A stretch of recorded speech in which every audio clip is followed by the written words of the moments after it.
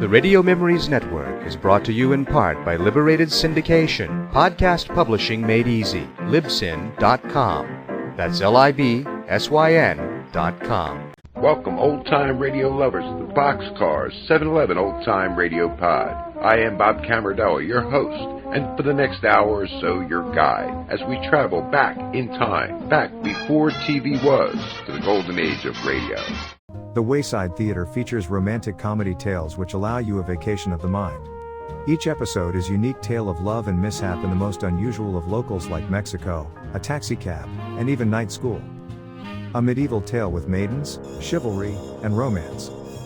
Opposites attract as a cab driver and a high society dame develop a hankering for each other.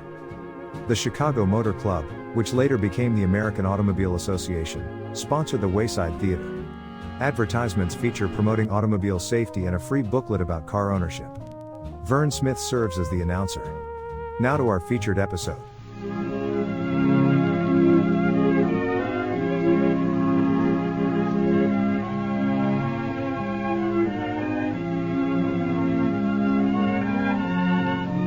The Chicago Motor Club presents the Wayside Theater.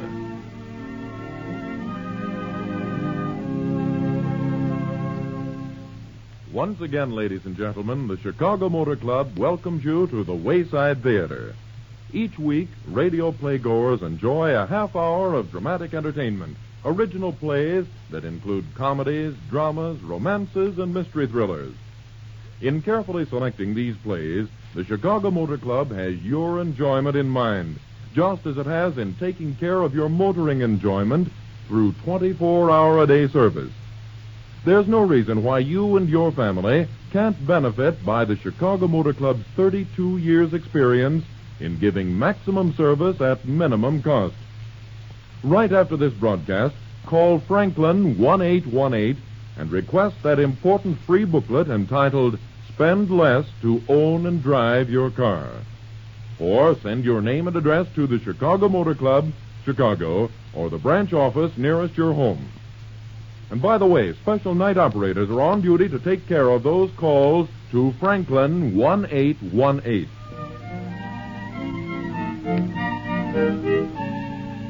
This evening, the Wayside Theater presents the play of the week entitled Rest Cure, especially written for this program by James Drew.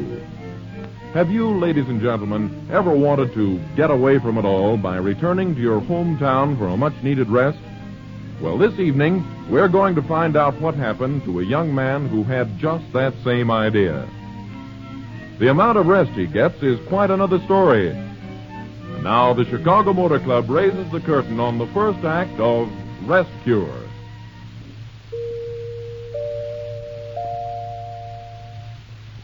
Horatio, those bags packed? Oh, everything okay now. Where we go, huh? We're going home, Horatio. Back to my hometown. I'm going to relax. I'm a tired, nervous man. Oh, maybe that Miss Laura. Laura, Yes? tell her I've left. Mr. Blake, no home, Miss Prentice. Don't lock.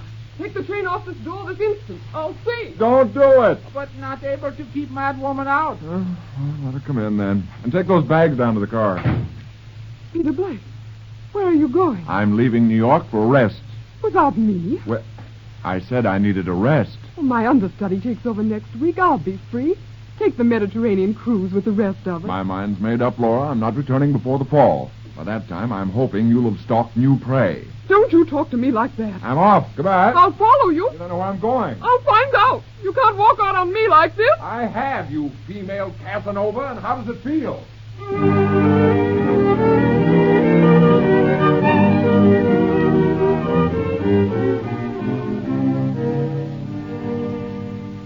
Oh, Miss Maggie. Over here, Della. Ooh, you sure picked enough vegetables, child. Where's Grandpa? You ain't out the bed yet. Tain't right for you to do all that dirty work. Della, get the dog out of the garden. Yes, ma'am. Here, Timmy. Here. Oh, grab him, Della. He too fast for me. I ain't no lightweight. Oh, he's crawled through the hole in the fence and hurt the dog next door. Yeah. Now they will fight. Clear out of here. Climb the fence, Miss Maggie, and throw something at that other dog. That'll stop it. Come back, Timmy. Give me something to Yes, throw. that's it. There. Ow! My eye. Who Who threw that? Timmy done come back in, Miss Maggie. Well, put him in the basement. Yes, ma'am. Bad dog. You bad I'm dog. sorry. I meant to hit the dog. And you hit my eye. Della said to throw something. Did she hand you a tomato? I'm sorry. Keep your cur out of my yard. Well, it wasn't my Well, fault. next time I hope he gets his head bitten off.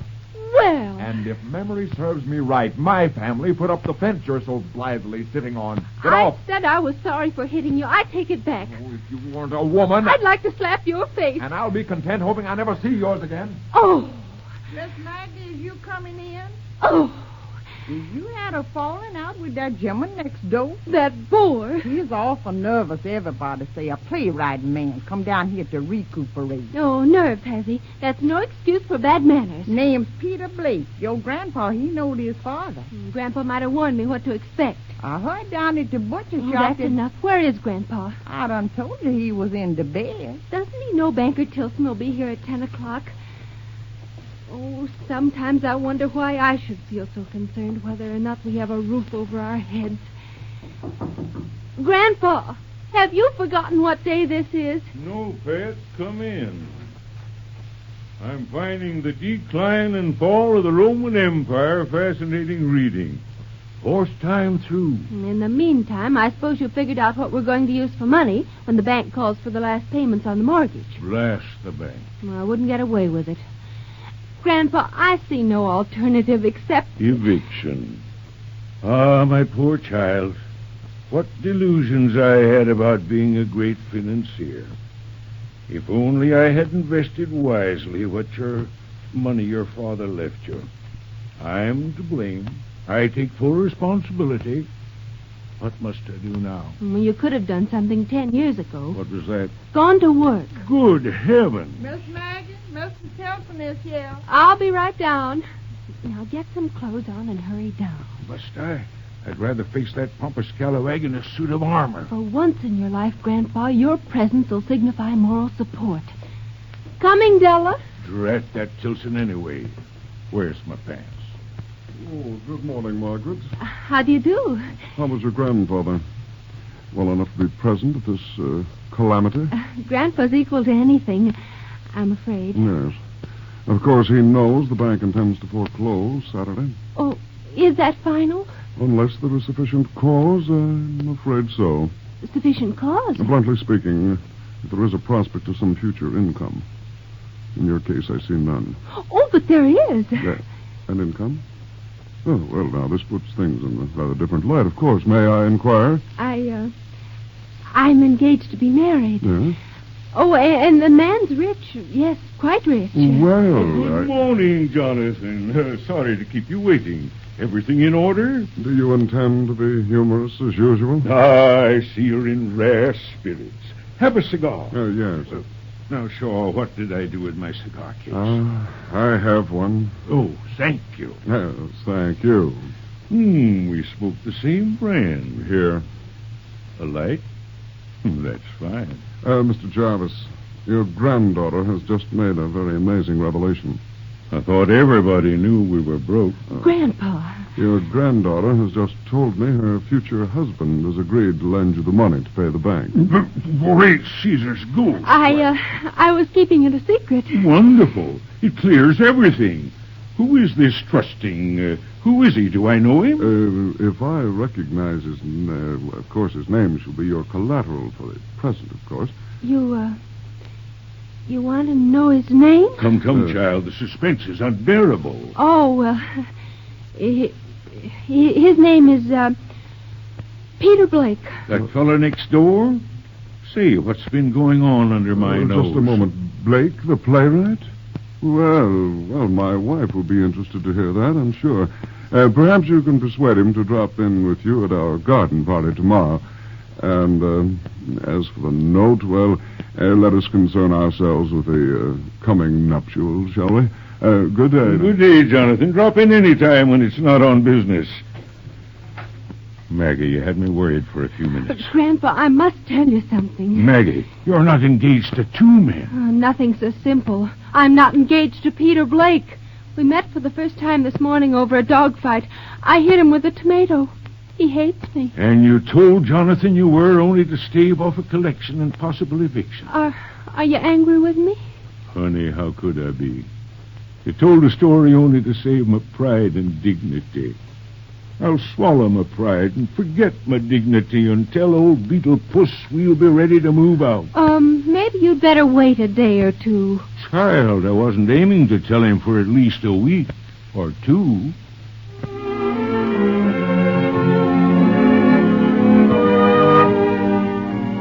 The first act of the Wayside Theater production of Rest Cure comes to a close. Along about this time of year, you see brand new shining automobiles everywhere you look. It makes you want to get behind the wheel of your favorite model and close the deal right then and there. But you probably say to yourself, yes, sir, I'd sure like to own that car. Well, just take my advice, friends, before you make up your minds one way or the other. Talk over the idea with the Chicago Motor Club's Automobile Finance Department. There's a big surprise in store for you.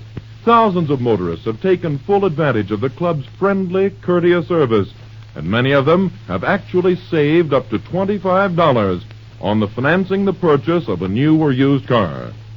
There's nothing like expert advice, and that's what the Chicago Motor Club has specialized in for over 32 years. And here's something else you'll be interested in. At the same time you make arrangements for the financing of your car, you can place your automobile insurance through the club. Members are assured the best possible policy.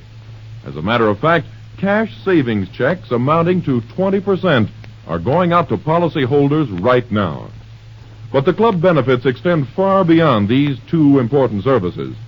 Find out about those 24 other money-saving benefits right away. When this program closes, just pick up the phone and call Franklin 1818. Ask for that valuable free booklet, which is yours for the asking.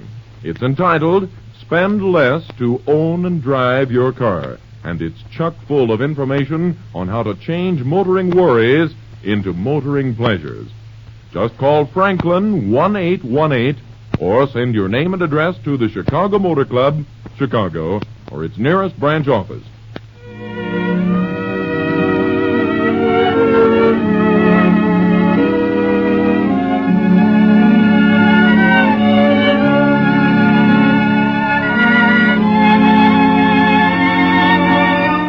Now the second act curtain rises on the play of the week, Rest Cure.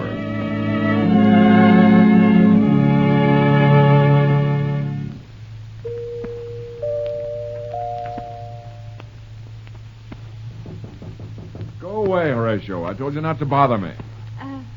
Your boy said I could find you here. What in blazes do you want? I'm sorry our friendship got off on the wrong foot because I've a favor to ask. Friendship? I thought I looked upon you for the last time 3 hours ago. And as for a favor, no matter how slight, no. I know you came here for peace and quiet. And not for one moment do I intend to be deterred from getting it. Now clear out. Not until you hear me. Woman or not, if it's necessary, I'll use force. Don't you lay a hand on me. I'm sorry. I'm terribly sorry.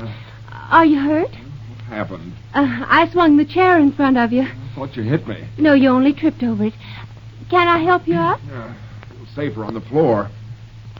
Now, before I'm maimed any further, maybe I'd better hear what you have to say. You came to apologize for hitting me this morning. Yes. Yes, well, I accept that apology and the one for now, but don't come over to apologize anymore. I'll not come again until you invite me. And let's part company while I'm in fairly healthy shape. But you don't know what my favor is. I don't even know who you are. My name's Maggie Jarvis. You already know who I am. Oh, yes. Yes, unfortunately. Well, now, what is it you want? An autograph? I don't have any pictures, but if you want my signature... That isn't what I want. Then what do you want? Would you be my escort to a garden party tomorrow? What? Are you mad? First you hit me with a tomato, and then you hurl insults at me, and finally you swing a chair at me. In front of you. And now you ask me to be your escort. It may seem unusual. Unusual? Unique. Positively unique. Oh, you don't... Is it possible that there's some reasonable motive I'm overlooking? Would you indulge a sentimental gesture? Well, on occasion, I'm a pushover for sentiment. What's the gag? It's simpler than you think. Just make an appearance with me tomorrow afternoon at the Tilsons' garden party. Why?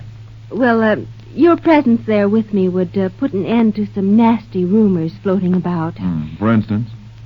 Well, that I'm without sufficient charm to attract a beau. Aren't you? Well, you needn't take advantage of my position. One appearance, and then I'll never be bothered again? Not once. Well, it may be worth it. Well, now, do I do anything special? You look at me sort of... Lovingly, yes, that'll be the hardest. Well, I know I'll regret it, but I'll do it.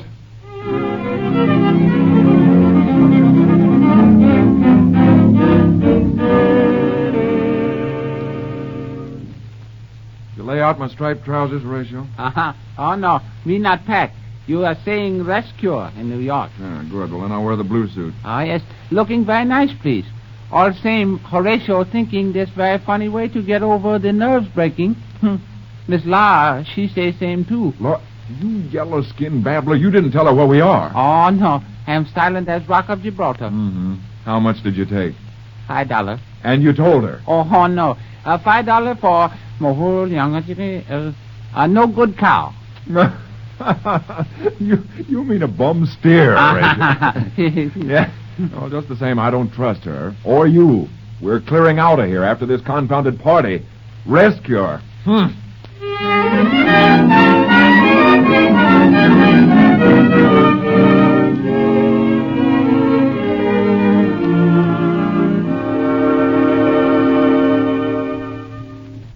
What you doing snooping in my kitchen, Yellow Peril? Or may I ask, please, if Mr. Blake have called to taking your lady to party? They just left by the front door. Oh, then Horatio can having words with you? I hope today's pleasant one. Sometimes inscrutable providence allowing servant to guide master. And what do that mean, oily boy? I have come to save master. From what? Oh, female who are having designs. Meaning Miss Maggie?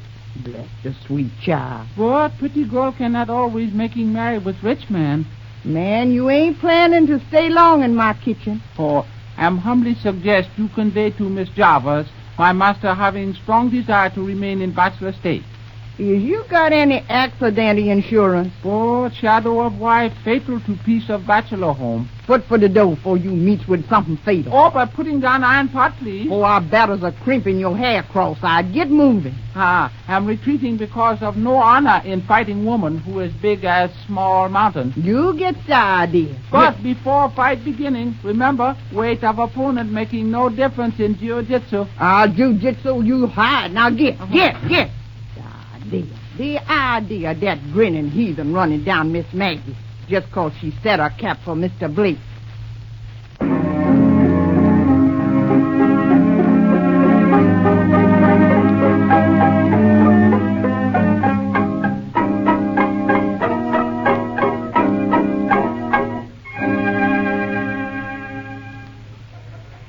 Well, Peter, are you enjoying yourself? You don't mind?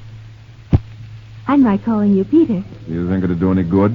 Oh, here comes Mr. Tilson. Be nice to him. Who is this fellow? He's an important banker. I know nothing of finance. Neither does Grandpa, but the two of them always manage to talk. Well, Mr. Blake, I've been looking forward to meeting you. I can't say most people do when they look back. Oh, Peter, don't be modest. I'll be expecting a visit from you one of these days. Are you giving another party? I told Maggie. Now remember what you promised. I want you to drop in at the bank to talk business. You know, life insurance, loans, bonds, and mortgages. Do I make myself clear, Mr. Blake? No. Peter is amazingly simple about money affairs, aren't you, Peter? Of course you are. Yes, I am. I see. Then I can anticipate. Everything, Mr. Tilson, is settled. Oh, splendid. I'll be looking for you, Blake. Wait a minute now. What's settled? Trust me, Peter. I wonder. Oh, Maggie. Over here, Grandpa. Oh, I couldn't find you. Mr. Blake, your boy's looking for you. Horatio? Where? Here? Here he comes now. Oh, excuse me. I'll see what he wants. He's a nice chap, Maggie. Grandpa, Mr. Tilson wants Peter to come into the bank. Drat him. He was a nasty kid. And by heavens, he hasn't changed a bit. I'm worried. Now, don't be pet. I just remembered we have some stock in the El Dorado mines. Maybe Mr. Blake would like to invest. You know that stock's worthless. You aren't suggesting we use Peter Blake. Only his name. No. Well, I was afraid you'd feel that way. But I've another plan. It won't implicate Peter. Not any further than he's in now. We've gone far enough. Tell Mr. Tilson the truth. Certainly. But truth's eternal. A few days won't change it. I need time. Then if I can persuade old Beetlepuss to buy the stock in exchange for the mortgage, I don't think he'll want to return them so fast.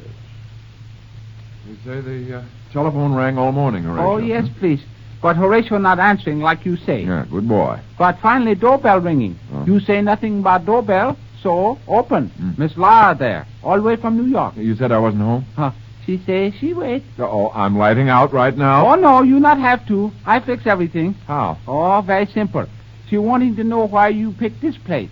So I say you have good reason. Good boy, you've squared everything. What did you tell her? We say you come here to get married. What?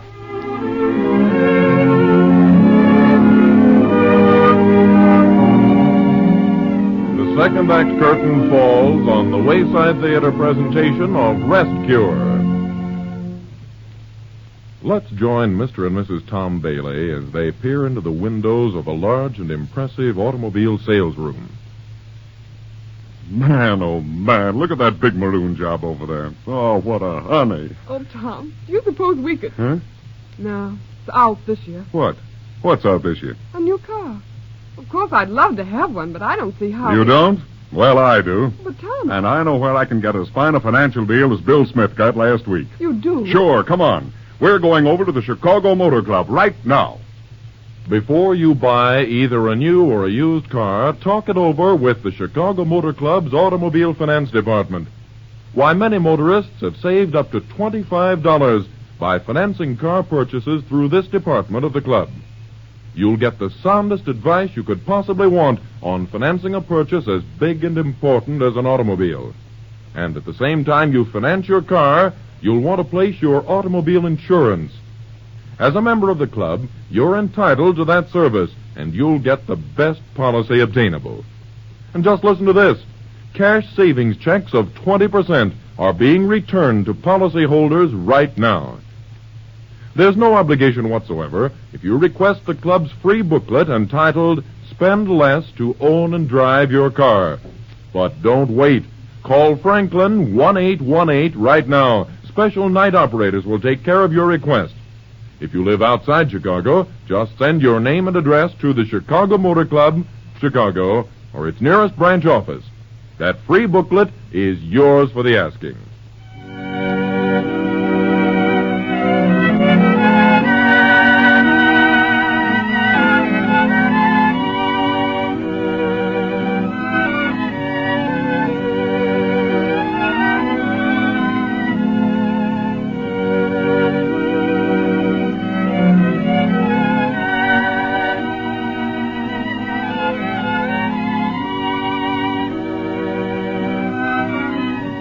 Now the third act of Rest Cure.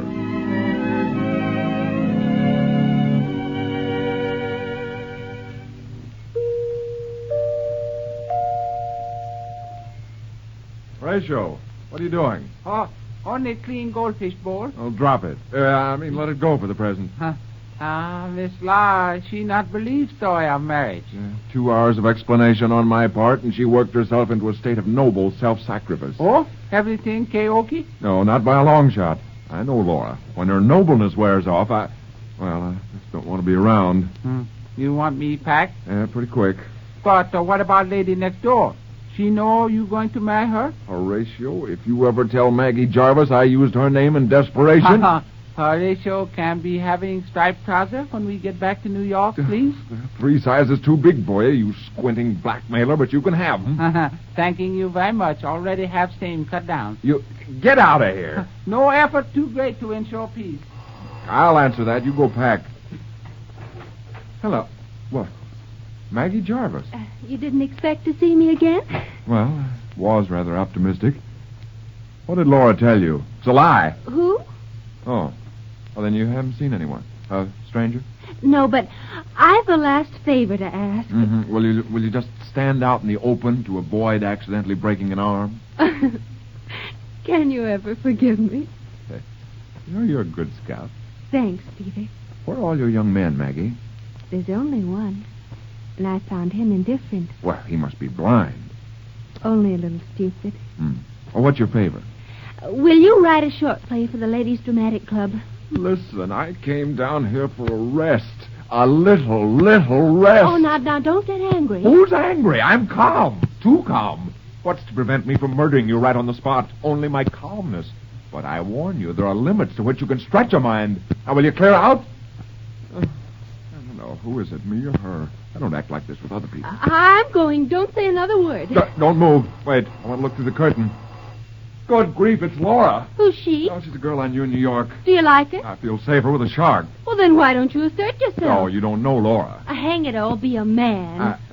Yes, I have been beating about the bush too long. Beat her if necessary. I'll steel myself to be blunt. Don't let her bully you. But now, there's no point in her seeing you, is there? I'll slip out through the garden. No, you better slip into the next room. Yeah, coming, Laura. Well, how are you this morning? I haven't closed my eyes all night. Are you bent on marrying this girl? Oh, but Laura, I thought you were consoled. I am. Even though you're breaking my heart. I'm going away. Don't ever try to see me again. I won't, Laura. This is really my farewell. Now, Laura, you won't do anything desperate. No.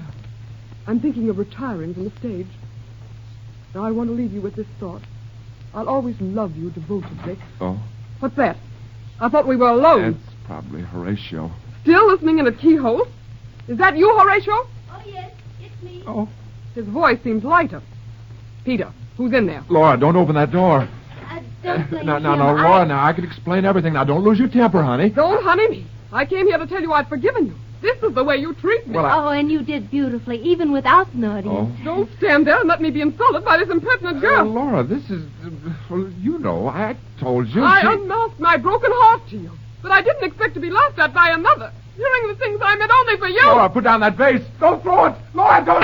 Oh! I hope I never see you again. Oh, Peter, are you hurt? Help me, someone. Hey, is anyone to home? In here. Hey, what's going on here? Oh, it's you, Sheriff. Get some water. He's passed out. Say, pretty serious, huh? Reckon I can take the flowers out of this pot and use that water. There. Oh, where am I? Now, take it easy, Peter. I remember. Laura gone? Yes, dear. Right after hitting you with the vase. Who's he? I'm the sheriff. Your name, Peter Blake? That's right. I came to arrest you. What for? Confidence man, selling worthless Mr. stock. Blake, everything karaoke now. Who is this fella? That's my butler, valet, and cook, Horatio Alger Fuji. Now, Sheriff, there's been a mistake. Now, I don't know what you're talking about. Oh, Mr. Blake, have bags all ready for a quick getting away. Oh, so you don't know what I'm talking about, huh?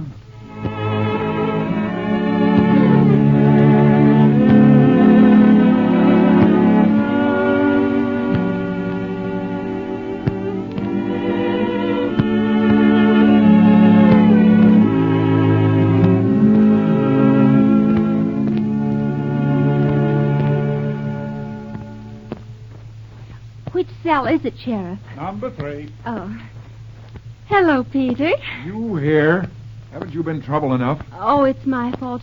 Grandpa gave some stock to the bank in your name. Why? Well, the mortgage was due. And did the bank accept me and the stock? Mr. Tilson thought you owned the stock. After canceling the note the next day, he discovered the stock was worthless. Naturally, if your family had anything to do with it. Mr. Tilson sold the stock to Grandpa 20 years ago, before he became a respectable banker. Grandpa reminded him, and he was happy to let everything stand as it was. Well, then what am I doing here? Grandpa's bringing an order for your release. Oh, here he is. Grandpa, did you get it? I did. No hook-nosed Tilson can match a Jarvis for breadth of intrigue. Machiavelli was a piker compared to you two. This town's too small for any real intrigue. Now, you take the Romans. But I'm forgetting I must give this paper to the sheriff. I was born too late. The Romans. Marvelous people. Maggie, why did you give my name to Tilson? It slipped out. I told him we were engaged. You told him that? And I told Laura... Oh, no, never mind. Is that why you dragged me to that infernal party? Is that the cause for all my present misery? Are you angry? Oh, I don't know. I'm tired. You know, you've such a faculty for invention. You should have been a playwright. I don't know whether to kill you or kiss you. You might punish me by marrying me. Maggie. Peter. Say, what's going on here? Well, I'll be blamed. Or should be.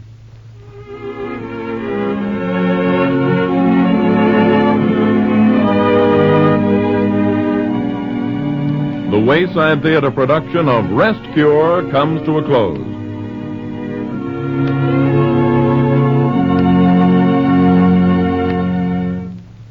Ladies and gentlemen, the Chicago Motor Club wants you to be with us again for the Wayside Theater broadcast next Sunday evening at this same hour.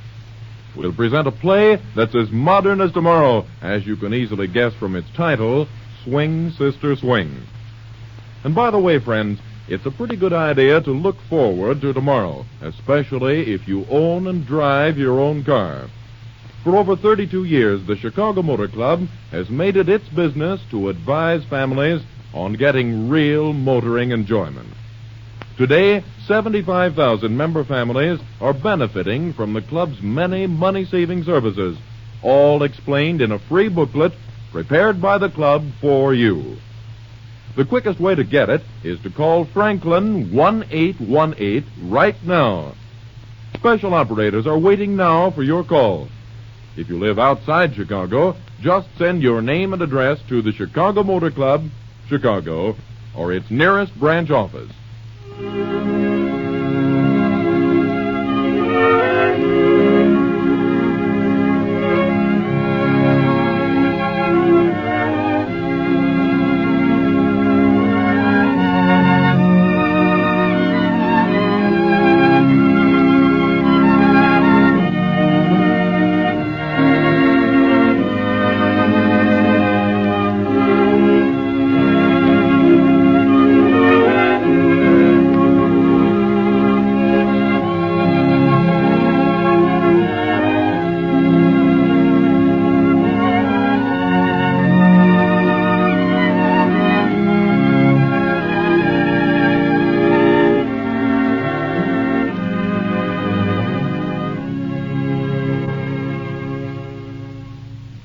In the cast of tonight's play, you heard our popular starring team, Patricia Dunlap in the part of Maggie, and Olin Soule playing Peter. They were supported by Mary Jane Morrow, Harriet Whitmer, Forrest Lewis, Percy Hemus, Herb Butterfield, and Bill Boucher. This is Vern Smith speaking for the Chicago Motor Club.